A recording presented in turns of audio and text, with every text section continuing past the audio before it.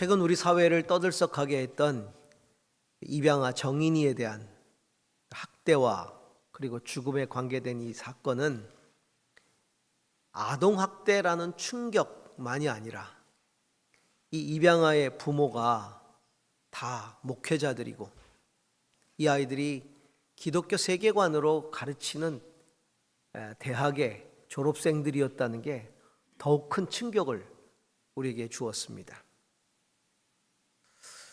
최근 발생하고 있는 일련의 여러 비도덕적인 그런 사건들로 인해서 그리스도인들이 사회로부터 도덕성을 인정받지 못하는 안타까운 지금 상황이 계속되고 있습니다. 지금 그래도 우리는 세상보다 낫지 않는가 이렇게 스스로 위로할 때가 아닙니다. 오히려 세상 사람들이 생각하고 있는 그리스도인들의 도덕성에 대해서 인식해야 합니다, 우리가. 그리고 자성해야 합니다. 또 새로워져야 합니다. 새로운 각오를 해야 될 때가 된 겁니다. 이미 지금까지 최근에 조사된 수많은 여론조사와 통계들을 보면 사회가 인식하는 우리에 대한 인식이 적나라하게 나타나고 있습니다. 그런 통계까지 이야기해 드리고 싶지 않습니다. 왜냐하면 자괴감만 더 커지기 때문입니다.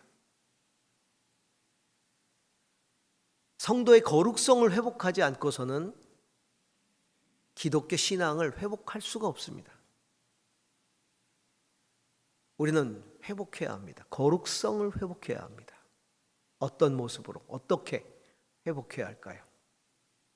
오늘 말씀은 우리에게 성도의 거룩성의 회복에 대해서 가르침을 주고 있습니다.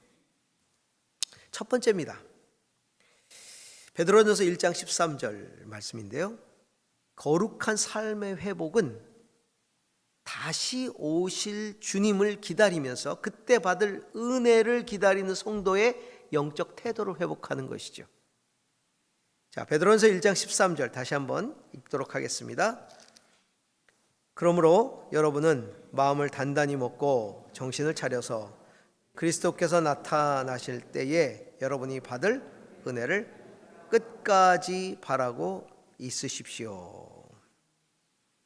정신을 차려서 그리스도 예수께서 나타나실 때에 받을 은혜를 끝까지 바라고 있으십시오. 은혜로 예수 그리스도를 다시 맞을 그 바람, 이것들을 잊어서는 안 된다는 거죠. 이걸 붙들고 살아야 된다는 겁니다. 재림신앙 붙들고 있어야 된다는 겁니다. 이 사도들은 성도들의 거룩한 삶을 이야기할 때마다 주님 다시 오실 날과 연관지어서 이야기를 합니다. 오늘 13절 말씀도 그랬고요. 사도 바울이 데살로니가 전서, 이 데살로니가 전서가 재림에 대해서 준비하는 신앙을 가르쳐준 이 쓴 서신인데요. 거기에 보면 이렇게 이야기를 하고 있습니다. 데살로니가 전서 5장 2절, 5절, 10절을 보면 이렇게 되어 있습니다. 2절입니다. 주님의 날이 밤에 도둑처럼 온다는 것을 여러분은 자세히 알고 있습니다. 주님의 날은 주님이 다시 오실 날이죠. 도둑처럼 언젠지 모르게 갑작스럽게 주님이 오신다는 겁니다. 5절에 보니까 여러분은 모두 빛의 자녀요 낮의 자녀다. 그러니까 주님이 언제 오시든 두려워할 필요가 없다는 거죠. 우리는 밤이나 어둠에 속한 사람이 아닙니다. 그래서 10절에 그리스도께서 우리를 위하여 죽으신 것은 우리가 깨어 있든지 자고 있든지 그리스도와 함께 살게 하시려는 것입니다. 그러니까 우리는 언제든지 깨어서 그리스도와 동행하는 삶을 살아야 한다는 것이죠. 유다서에서는 이렇게 말하고 있습니다. 유다서 15절입니다. 이런 사람들을 두고 아담의 칠대손 에녹은 이렇게 예언했습니다. 보아라, 주님께서 수만 명이나 되는 거룩한 천사들을 거느리고 오셨으니 이것은 모든 사람을 심판하시고 모든 불경건한 자들이 저지른 온갖 불경건한 행실과 또 불경건한 죄인들이 주님을 거슬러서 말한 모든 말을 거친 말을 들추어내서 그들을 단죄하시려는 것이다. 주님이 그 심판날에 천사들과 함께 와서 불경건한 행실, 불경건한 말들, 그런 것들을 단죄하신다 라고 말씀하고 있는 거죠. 그래서 베드로 사도는 우리가 정말 주님의 재림을 기다린다면 마음을 단단히 먹고 정신을 차리고 그 은혜를 바라보고 있으라. 그렇기 때문에 마음을 단단히 먹고 정신을 차리고 있다면 전에 주님을 알기 전에 쫓았던, 주님을 모를 때 내가 따라다녔던, 그렇게 쫓아갔던 욕망을 따라 살지 말고 하나님을 쫓으라고 말하고 있는 것이죠. 성도는 늘 주님 앞에 서는 날을 생각하고 기대하고 믿고 사는 사람들이 성도입니다. 주님을 알지 못하는 사람들은요, 현세가 끝이라고 생각해요. 죽으면 끝난다고 생각해요. 하나님 앞에 서는 것, 심판 이런 거 생각하지 않고 살아갑니다. 그러니까 이 세상이 끝이라고 생각하니까 즐기고, 이 세상이 끝이라고 생각하니까 자기가 살고 싶은 대로 사는 거예요. 하지만 우리 성도들은 내가 주님 앞에 먼저 가든지 주님이 내게 오시든지 언제든지 반드시 주님 앞에 설 것을 알고 있습니다. 믿고 있습니다.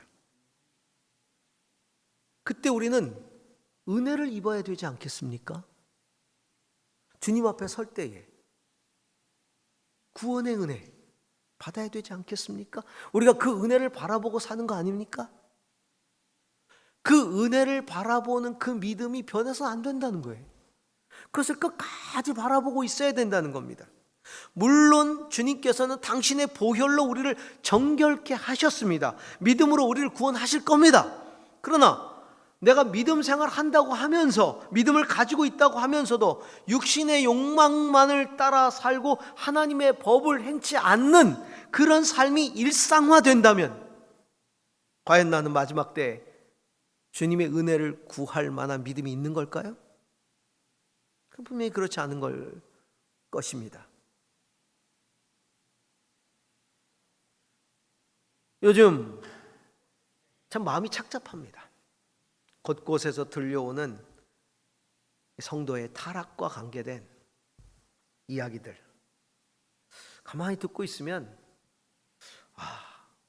정말 우리 성도가 주님의 다시 오심을 믿고 살아가고 있는가?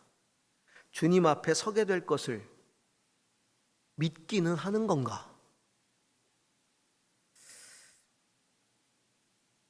이 세상의 삶을 다 전부라고 여기고 현세의 이익에만 눈이 어두워서 살아가면서 그런 삶을 현세에 취해서, 세속에 취해서 그 이익만을 바라보고 사는 삶을 은혜다, 축복이다 이런 것들로 포장하고 그 어리석음에 취해서 살고 있는 건 아닌가? 여러분, 믿지 않는 자들도요, 죽음을 앞두고 있으면 진지해집니다. 반성합니다. 자기를 돌아봅니다. 그리고 짧은 시간이지만 자기를 바꾸려고 합니다. 우리는 현세의 은혜와 번성의 복만을 구하는 성도가 아니라 주님 오시는 날에, 주님 앞에 서는 날에 주님이 베푸실 그 은혜를 구하는 삶을 살아야 합니다. 현세만이 아니라 주님 앞에 설 때의 은혜, 그것을 기다리는 성도가 되어야 되겠죠. 마지막 날에 내가 주님 앞에 받을 은혜의 근거는 예수 그리스도일 것입니다. 그렇다면 내가 그 믿음을 가졌다면 내 삶이 그 믿음을 증거해야 하는 것이죠. 그러므로 거룩한 삶의 회복을 위해 우리가 회복할 신앙이 있다면 재림신앙입니다. 저는 이것을 이렇게 표현하고 싶습니다. 재림의식. 우리에게 의식이 있어요. 의식이라는 건 항상 인정하고 깨닫고 있는 게 의식이에요. 의식하고 살라 그러잖아요. 우리가 뭔가를 항상 의식하고 살라. 재림의식이 있어야 돼요. 우리에게는. 주님이 다시 오신다는. 자, 두 번째입니다. 거룩한 삶이 회복되기 위해서 우리는 거룩한 하나님의 자녀로서 거듭난 성도의 삶의 회복이죠. 내가 성도라는 의식입니다. 성도 의식입니다. 자의 정체성입니다. 정체성입니다. 자의식입니다. 내가 성도라는 자의식입니다. 정체성입니다. 오늘 14절에서 16절입니다. 같이 한번 읽어보겠습니다. 순종하는 자녀로서 여러분은 전에 모르고 쫓았던 욕망을 따라 살지 말고 여러분을 불러주신 그 거룩하신 분을 따라 모든 행실을 거룩하게 하십시오. 성경에 기록하기를 내가 거룩하니 너희도 거룩하여라 하였습니다. 베드로 사도는 하나님이 우리를 불러주셨다라고 말하죠. 성도로 불러주셨다. 거룩한 무리이다. 그렇기 때문에 성도로 불러주셨기 때문에 성도답게 살라 이렇게 말하고 있습니다. 여러분, 우리가 거룩하기 때문에 불러주신 게 아니에요. 만약에 우리가 거룩해야 하나님이 성도로 불러주신다면 우리는 절대로 부름받을 수가 없을 겁니다. 어느 정도 거룩해야 내가 성도가 될 수 있을까요? 우리는 거룩하기 때문에 성도가 된 게 아니라 불러주셨기 때문에 성도가 된 거예요. 주님이 우리를 은혜로 불러주셨어요. 예수 그리스도의 보혈로 우리를 씻으시고 정결케 하시고 그 예수 그리스도를 믿는 우리를 성도라고 불러주셨지요. 그렇다면 우리를 그렇게 불러주셨기 때문에 성도답게 성도라는 자의식을 가지고 살아야 한다는 겁니다. 그러려면 하나님을 알지 못할 때는, 성도가 아닐 때는 당신의 욕망을 쫓아 살았지만 이제는 그런 욕망을 쫓아 사는 삶을 살지 말고 하나님을 따라 행실을 거룩하게 하라. 내가 거룩하니 너희도 거룩하라. 너희를 부른 내가 거룩하니 거룩한 백성으로서 나를 따르는 삶을 살라라는 거죠. 성도라는 정체성, 자의식 가지고 있어야 한다는 겁니다. 내가 거룩하니 너희도 거룩하라. 너희가 누굽니까? 하나님이 부르신 백성, 저와 여러분이죠.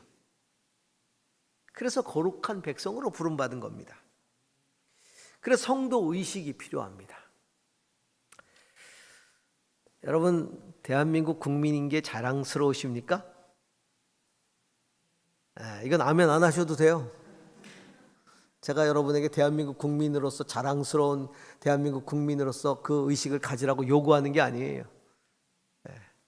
우리는 어릴 때 국기에 대한 맹세 늘 했잖아요. 가슴에 손을 얹고 나는 자랑스러운 대한민국 국민이다. 근데 자랑스럽지 않게 생각하는 사람도 있을 수 있어요. 이건 뭐 개인차니까. 저는 자랑스러워요. 언제부터 자랑스러웠냐? 우리나라가 못 살 때도 자랑스러웠어요. 우리나라가 잘 살아서 자랑스러운 게 아니라, 그럼 왜 자랑스럽냐? 몰라요. 그냥 자랑스러웠어요. 제가 처음 아우리치를 갔던 게 95년인가 기억이 됩니다. 꽤 됐죠. 그때에 어디로 갔냐면 홍콩으로 갔어요. 홍콩 가니까 사람들이 좋은 데 가면 홍콩 간다가 왜 그런지 알겠더라고요. 뭐 빛과 번쩍해요. 그 건물들 하며 깜짝 놀랐어요. 그 스카이라인 하며 그 뭐 화려한, 그래서 사람들이 홍콩 하는구나. 그때 대한민국은 지금처럼 이렇지 않았어요. 국민소득도 훨씬 낮았고요. 아주 격변기에 있었고요.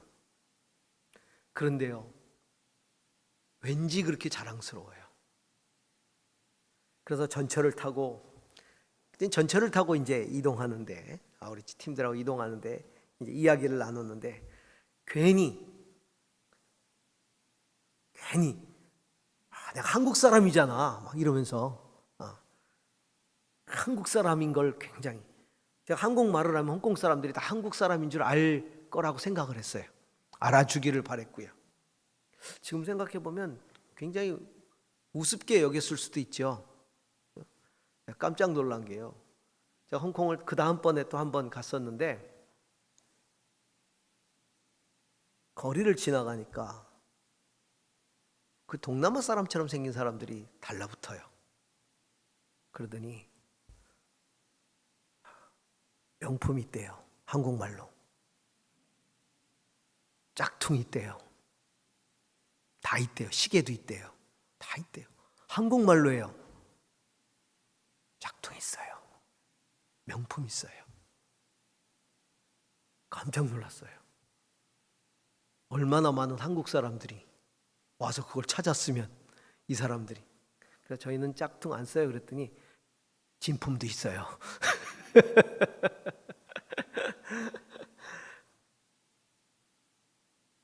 그래도 저는 대한민국 국민인 게 자랑스럽고 대한민국 국민으로 자랑스럽게 살아왔고요.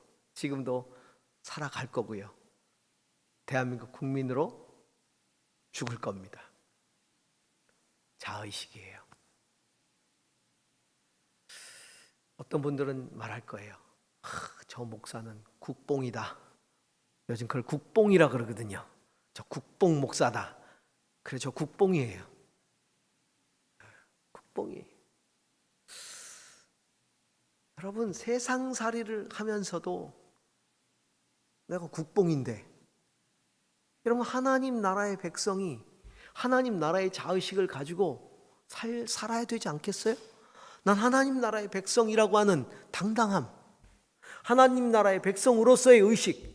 그러니까요, 저는 외국에 나가면 굉장히 조심을 해요. 왜냐하면 난 대한민국을 대표한다고 생각하기 때문에. 어느 누구도 저를 대표로 뽑아주지 않았지만 전 제가 스스로 대표예요. 저의 말 한마디, 외국에서의 행동, 이건 대한민국을 나타내는 거예요. 우리 하나님 나라의 백성으로서 우리는 세상 속에서 하나님 나라의 시민을 나타내는 거예요. 그렇죠? 그렇게 나타내야 돼요. 내가 거룩하니 너희도 거룩하라. 성도 의식을 가지라. 너희는 성도다. 하나님 나라의 백성이다. 내 백성이다. 거룩한 나라의 백성이다. 성도라는 자의식이 있어야 한다. 하나님을 알지 못할 때는 욕망을 쫓아 살았어요. 알고 난 다음에는 하나님을 따라 거룩한 행실을 쫓아 살아가는 겁니다. 그런데 행실을 거룩하게 하려면 육체의 욕망을 따르는 삶을 다스려야 되지 않겠습니까? 그게 다스려져야 하나님을 쫓을 수 있어요. 어떻게?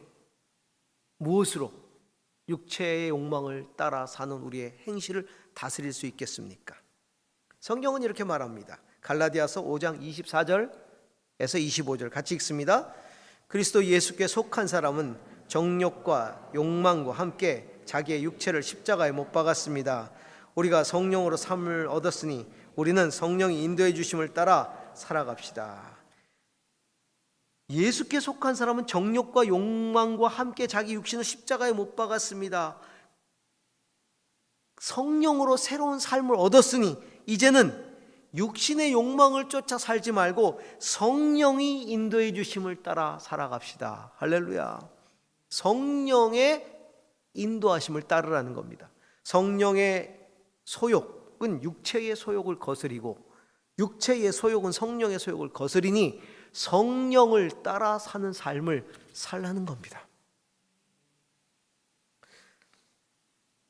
다윗은 시편에서 이렇게 말했습니다. 시편 119편 10절에서 13절 같이 한번 읽겠습니다. 내가 온 마음을 다하여 주님을 찾습니다. 주님의 계명에서 벗어나지 않게 하여 주십시오. 내가 주님께 범죄하지 않으려고 주님의 말씀을 내 마음속에 깊이 간직합니다. 찬송을 받으실 주님, 주님의 율례를 나에게 가르쳐 주십시오. 주님의 입으로 말씀하신 그 모든 규례들을 내 입술이 큰 소리로 반복하겠습니다. 예. 내가 주님께 범죄하지 않으려고 주님의 말씀을 내 마음속에 깊이 간직합니다. 말씀을 붙들고 살아간다는 거예요. 성도 의식을 가지고 살려면요, 성도답게 하신 성령으로 충만해야 되고 그 인도함을 받아야 되고 하나님의 말씀에 붙들린 삶을 살아야 합니다. 세 번째입니다. 거룩한 삶의 회복은요, 거룩한 삶으로 드리는 영적 예배의 회복입니다.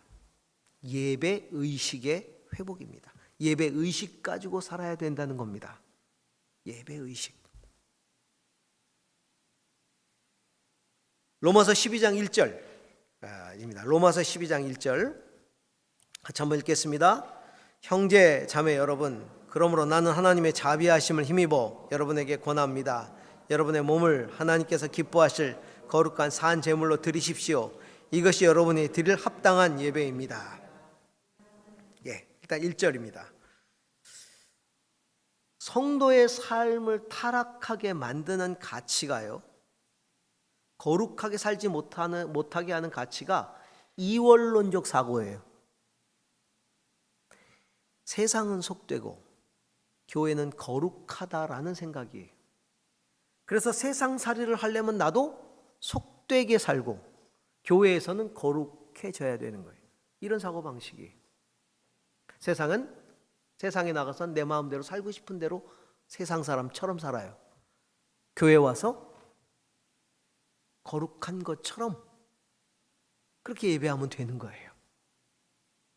이게 성도를 타락하게 만들어요. 우리가 잊지 말아야 할 것은요, 교회는 세상 속에 존재한다는 겁니다. 예수님은 왜 교회를 세상 속에 세우라고 했을까요? 제자들에게 그렇게 말씀하셨으니까 제자들이 교회를 세상 속에 세웠죠. 사람들이 있는 세상 속에 세웠어요. 여러분, 교회는 수도원이 아니에요. 수도원은 세상 속에서 지친 영혼들이 다시 주님을 좀 가까이 하기 위하여 가서 기도에 전념하라고 세상을 잠시 떠나는 곳이 수도원이. 그건 교회가 아니에요. 교회는 세상 속에 있습니다. 왜냐하면 예수님이 제자들을 세상 속으로 보냈기 때문입니다. 예수님이 세상에 왔기 때문입니다. 예수님이 마지막에 이렇게 기도하셨어요. 아버지께서 나를 세상 속에 보내신 것처럼 나도 저들을 세상으로 보냅니다. 아버지가 나를 진리로 거룩하게 하신 것처럼 저들도 진리로 거룩하게 해주십시오. 내가 기도하는 것은 아버지께서 저들을 데려가도록 하기 위함, 이 기도 제목이 아닙니다. 저들을 진리로 세상 속에서 거룩하게 해달라고 기도하는 겁니다 라고 말씀하셨어요. 주님의 손과 발이 되어 세상 속에 나가는 제자들, 그 세상 속에 교회를 세워라 라고 말씀하신 것이죠. 과거에는 그나마 교회에 와서 예배라도 자주 드렸죠. 옛날에는 그랬어요. 새벽 기도, 수요 예배, 금요 철야. 금요에 철야도 있죠. 꼬박 밤새워서 기도도 했죠. 하여튼 어떻게 해서든지 모임이 굉장히 많았어요. 근데 요즘은 많은 성도들이 대부분 주일에 한 번 옵니다. 그런데 세상 속에서 우리는 어떻게 거룩을 지켜내며 살 수 있을까요? 사도 바울은 우리에게 이렇게 권면합니다. 너희 몸을 거룩한 산 제물로 드려라. 이 몸을 산 제물로 드리라는 것은 너희의 삶이 제물이 되어야 한다라는 겁니다. 몸이 산 제물이 된다는 건 삶이 제물이 되는 거예요. 아니, 우리 몸뚱아리를 드릴 수는 없잖아요. 우리가 우리 몸뚱아리를 필요로 하는 게 아니라 우리의 삶이 몸으로 살아내는 모든 삶이 제물이 되어야 한다라는 것이죠. 저는 그것을 예배의식이라고 표현을 합니다. 예배의식. 예배의식이라는 건 뭐냐? 어떻게 하면 내 삶이 교회에서나 세상에서나 주일이나 평일이나 제물이 되도록 할까를 고민하는 것, 이게 예배의식이에요.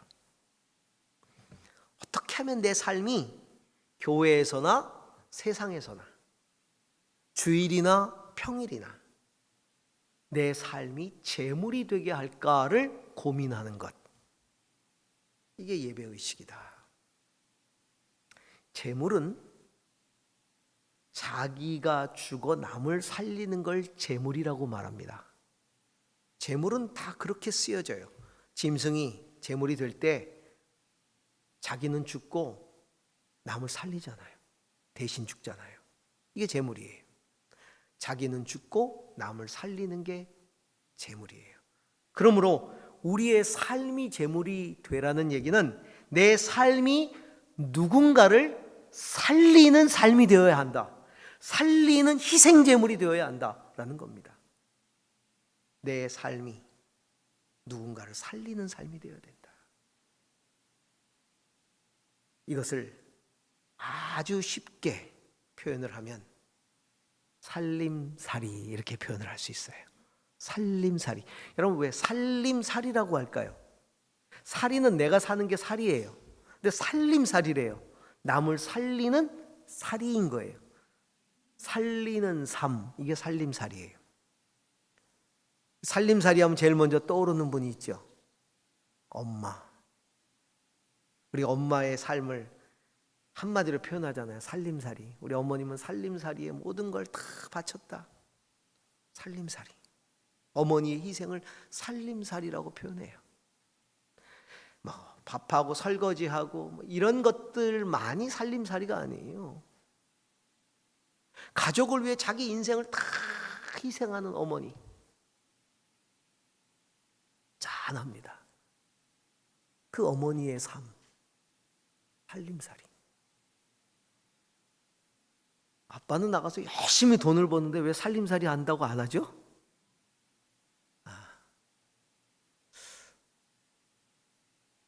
아빠는 돈벌이라고 얘기해요. 살림살이라고 안 해요.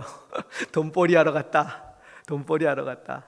근데 엄마는 나가서 돈을 벌어도 엄마는 살림살이 한다고 얘기해요. 물론 요즘은 전업주부로 사는 남자도 있어요. 이제 시대가 많이 변했죠. 살림살이 하죠. 그런데 누가 하건 간에 중요한 건 살림살이가 의미하는 것은 희생이라는 거예요. 평생 가족을 살리기 위해서 사는 삶. 그래서 살림살이라 그러는 거예요. 성도의 삶이 그런 살림살이가 되어야 한다는 겁니다. 이게 제물이 되는 삶이에요. 사도 바울은 자기가 십자가에 못 박혔다. 내가 그리스도와 함께 십자가에 못 박혔나니 이제는 내가 산 것이 아니요 내 안에 그리스도께서 사신 것이다.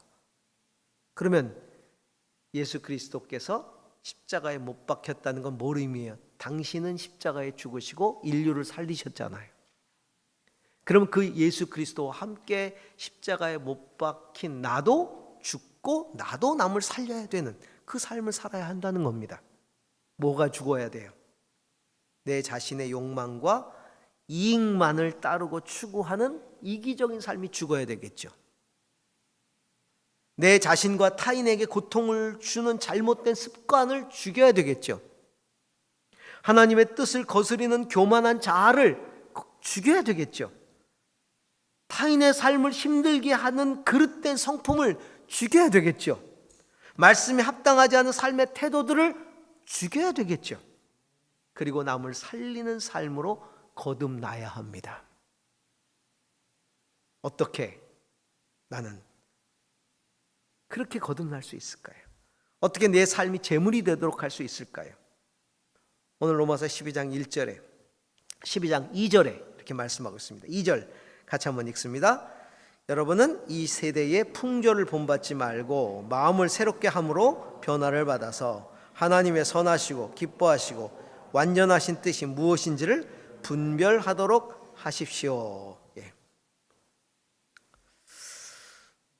마음을 새롭게 함으로 변화를 받으라. 진짜 내 삶이 재물이 되려면, 살림살이를 하려면 변해야 된다. 변해야 된다. 근데 성경은 변화를 받으라 이렇게 말하고 있어요.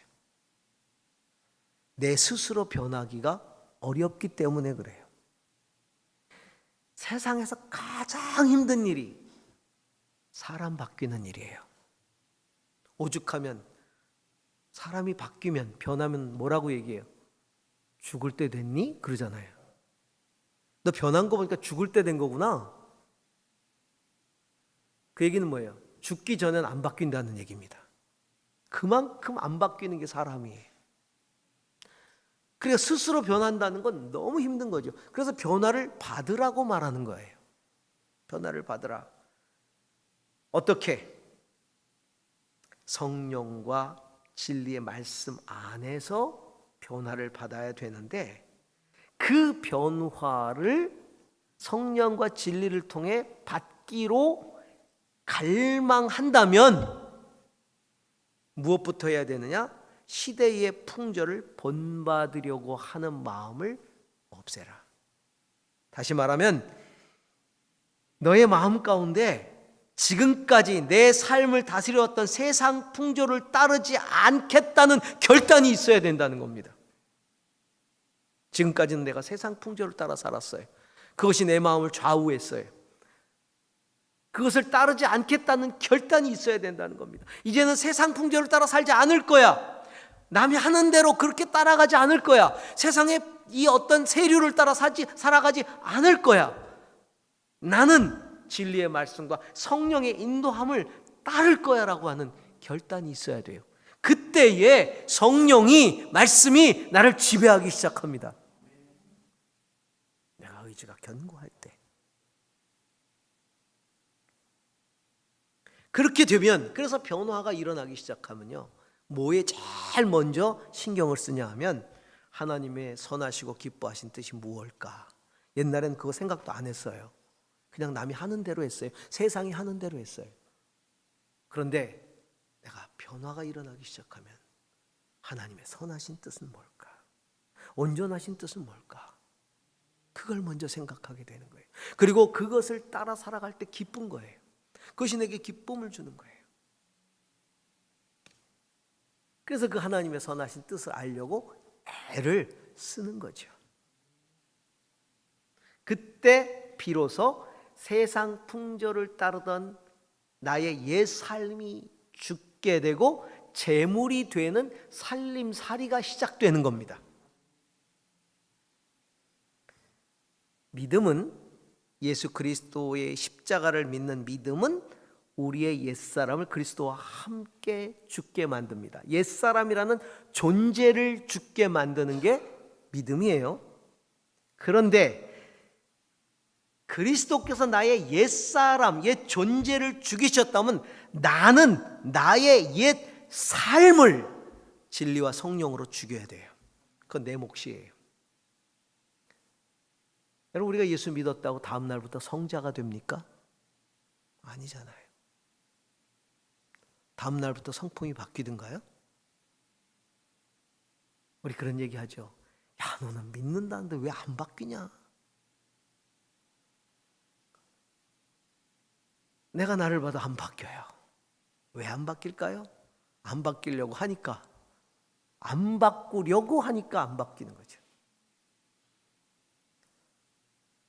나의 옛 삶을 죽이는 건 내가 해야 될 일입니다. 말씀으로, 기도로, 성령의 다스림을 받아야 되는 거죠. 그럴 때 새 삶으로 부활하게 되는 거예요. 성도 여러분, 우리 모두 거룩을 회복하십시다. 주님이 거룩하니 내가 거룩하니 너희도 거룩하라고 분명히 말씀하시잖아요. 우리 주님께서 당신의 보혈로 우리를 거룩하게 하시고 거룩한 백성이 되게 하셨으니 이제 우리는 거룩한 삶의 예배를 회복해야 합니다. 우리가 성도라면 재림의식, 성도의식, 예배의식 가지고 살아갑시다. 내가 삶으로 거룩한 예배를 드릴 때 사람들을 거룩한 하나님께로 초청할 수가 있어요. 우리 모두가 주님 오시는 날을 기다립니다. 주님 앞에 서는 날을 기다립니다. 바로 그때 주님이 오시든 내가 가든 그 주님 앞에 기쁨으로 서서 주님을 맞이하고 그 주님께서 나를 하늘 백성으로 하늘나라의 삶으로 부르시는 그 놀라운 은혜를 맛볼 수 있기를 주의 이름으로 축원합니다. 기도하십시다.